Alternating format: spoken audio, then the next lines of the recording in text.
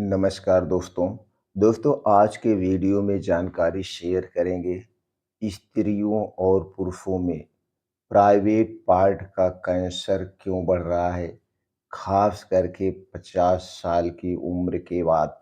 तो दोस्तों ये जानकारी सबके लिए महत्वपूर्ण हो सकती है।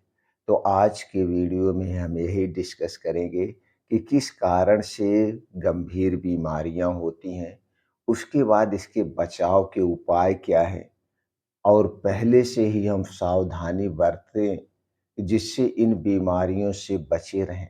तो इसलिए उम्मीद मित्रों से उम्मीद करते हैं मित्रों इस वीडियो को अंत तक आप सुनेंगे। सुनने के बाद इस जानकारी को हर घर तक, हर आदमी तक पहुंचाने में हमारी सहायता करेंगे।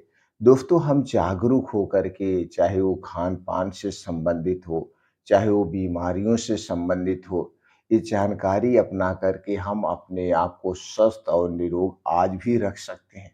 लेकिन शायद हम ऐसा नहीं करते हैं। हम दोस्तों रील चलाने में, फेसबुक चलाने में या 3 घंटे की मूवी देखने में अपने समय को व्यतीत कर देते हैं। तो दोस्तों समय का उपयोग कीजिए, जागरूक बनिए और अपने आप को स्वस्थ और निरोग रखिए। तो चलिए मित्रों जानते हैं इन स्त्रियों और पुरुषों में प्राइवेट पार्ट के कैंसर के अलग-अलग कारण हो सकते हैं, जिनमें से कुछ मुख्य कारण हैं जो दोस्तों इस प्रकार हैं और आज हम उसी से संबंधित जानकारी शेयर करेंगे। पहले हम जान लेते हैं पुरुषों के प्राइवेट पार्ट में कौन-कौन से कैंसर होते हैं, इसके होने के क्या कारण हैं। पहला है दोस्तों ह्यूमन पैपिलोमा वायरस, एचपीवी संक्रमण। असुरक्षित यौन संबंध हो सकता है। धूम्रपान भी दोस्तों प्राइवेट पार्ट के कैंसर का कारण बन सकता है। शराब का सेवन, अनियमित दोस्तों अनियुक्त यौन व्यवहार, कम उम्र के में यौन संबंध बनाना, कई यौन स्त्री का साथी होना, प्राइवेट पार्ट को खराब स्वच्छता यानी साफ सफाई न करना और कुछ पारिवारिक इतिहास भी होता है। और पुरुषों में खास करके दोस्तों प्रोस्टेट कैंसर एक सबसे आम बीमारी है और एक जानलेवा बीमारी भी है। दोस्तों यह कैंसर अखरोट के आकार वाले प्रोस्टेट ग्लैंड में होता है। हालांकि इसका खतरा ज़्यादा अधिक उम्र पुरुष में होता है, यानी कि अगर आप 50 साल की उम्र के बाद हैं। लेकिन दोस्तों आज के समय में 30 साल की युवा भी इसकी चपेट में आ रहे हैं। 30 साल की उम्र में इसकी चपेट में आ रहे हैं। दोस्तों अभी हाल ही में एक रिसर्च रिपोर्ट सामने आई है, जिसमें यह दावा किया जा रहा है कि भारत में कम उम्र के पुरुषों में प्रोस्टेट के कैंसर के मामलों की संख्या लगातार बढ़ रही है। लगातार बढ़ रही जो एक कारण है हमने आपसे शेयर किया। उसके बाद इसके शुरुआती लक्षण क्या हैं? चलिए उस पे कुछ प्रकाश डाल देते हैं। दोस्तों शुरुआती लक्षण में हमारे पेशाब में जलन होती है, पेशाब करने में कठिनाइयाँ होती हैं और पेशाब बार-बार होती है, ख़ास करके रात में कई बार उठना पड़ता है।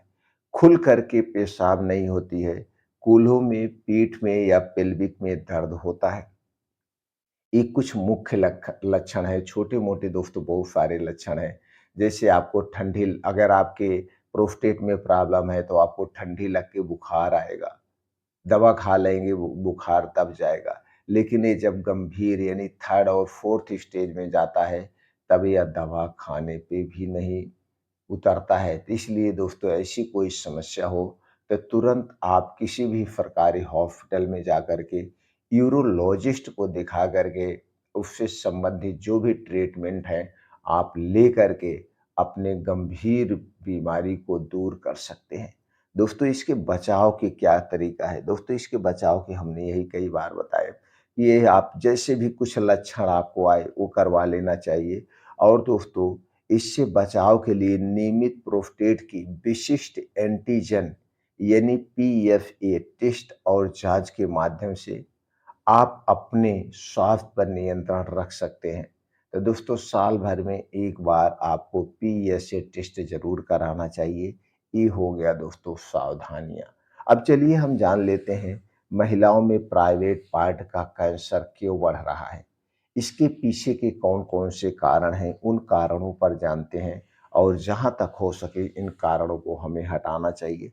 पहला स्त्रियों में भी है वही दोस्तों, ह्यूमन पैपिलोमा वायरस एचपीवी संक्रमण, असुरक्षित एवं संबंध, धूम्रपान, शराब का सेवन, अनियंत्रित यौन व्यवहार, कम उम्र में यौन संबंध का बनाना, कई यौन साथी का होना, प्राइवेट पार्ट की खराब स्वच्छता, पारिवारिक इतिहास और स्त्रियों में एक कारण और होता है गर्भ निरोधक गोलियों का अधिक समय तक सेवन करना। तो दोस्तों ये थे स्त्रियों में होने वाले प्राइवेट पार्ट के कैंसर के मुख्य कारण। जहाँ तक हो सके सारे कारणों को हमें हटाना चाहिए और इस समस्या से बचना चाहिए। दोस्तों इसमें क्या लक्षण आते हैं? प्राइवेट पार्ट में दर्द व जलन होता है, असामान्य रक्तस्राव, प्राइवेट पार्ट में गांठ व सूजन, पेशाब में दर्द व जलन, एवं संबंध बनाने में दर्द का एहसास होना। इसके साथ साथ ये सारे छोटे-मोटे और कुछ लक्षण आते हैं। अब दोस्तों इसका निदान क्या है? Pelvic examination, pap smear test, colonoscopy, biopsy test और एमआरआई, सीटी स्कैन के माध्यम से आप ये जाँच करा के उसे पता कर सकते हैं कैंसर हो रहा है कि नहीं। तो किसी भी अच्छी पैथोलॉजी या किसी स्त्री रोग विशेषज्ञ के संपर्क में सरकारी हॉस्पिटल में ये सारी जाँच करा कर के आप अपने शरीर को सुरक्षित कर सकते हैं। इसके उपचार में दोस्तों क्या होता है? अगर मान लीजिए प्राइवेट पार्ट में कहीं पे भी कैंसर हो गया, तो इसका उपचार क्या है? पहला उपचार है सर्जरी, दूसरा है कीमोथेरेपी, तीसरा है रेडियोथेरेपी और चौथा है रेडियो हार्मोनल थेरेपी और इम्यूनोथेरेपी। ये जो दोस्तों कुछ 5 प्रकार के हैं जो किया जाता है। आयुर्वेद में दोस्तों उसके जड़ पे इलाज किया जाता है। तो दोस्तों कोई भी कैंसर हो जब फर्स्ट और सेकंड स्टेज में होता है, तो इसके लक्षण हमारे शरीर में कम नज़र आते हैं। जब ये थर्ड और फोर्थ स्टेज पे पहुंचता है, तब इसके लक्षण नज़र आते हैं और इस कंडीशन में बीमारी अब हमारे शरीर पर हावी हो चुकी होती है। फिर इसका यही इलाज है जो हमने 4 प्रकार के सिस्टम बताएँ, इसी सिस्टम से किया जा सकता है। इसलिए हमें दोस्तों ध्यान रखना चाहिए कि जागरूक जल्दी से जल्दी कोई भी बीमारी हमारे शरीर में हो, उसका जल्द से जल्द निपटारा कर देना चाहिए। इसीलिए हमें जागरूकता अपनाना चाहिए, ख़ास करके खान-पान पे। तो दोस्तों अगर आप अपने शरीर को निरोगी रखना चाहते हैं, आज के बाद एक प्रण ले लीजिए। सबसे पहले आप खाने प पीने से संबंधित जानकारी। दोस्तों बाहर की कोई भी चीज़ मत खाइए। आज के समय में हमारे स्वास्थ्य के लिए बाहर की कोई भी चीज़ सेफ नहीं है। आप अपने घर पे बना हुआ सारी चीज़ें खाइए।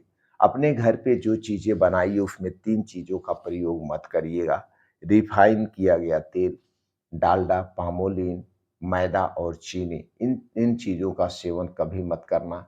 ये सारी चीज़ें दोस्तों हमारे शरीर को खोखला बनाती हैं और हर एक बीमारी की जड़ है। इसके अलावा दोस्तों आप अपने शरीर की एक्टिविटी बढ़ाने के लिए डेली योगा, प्राणायाम, मेडिटेशन करिए, जल्दी खाना खाइए, जल्दी सोना चाहिए जिससे नींद भी पूरी हो और हमारा शरीर स्वस्थ और निरोग बना रहे।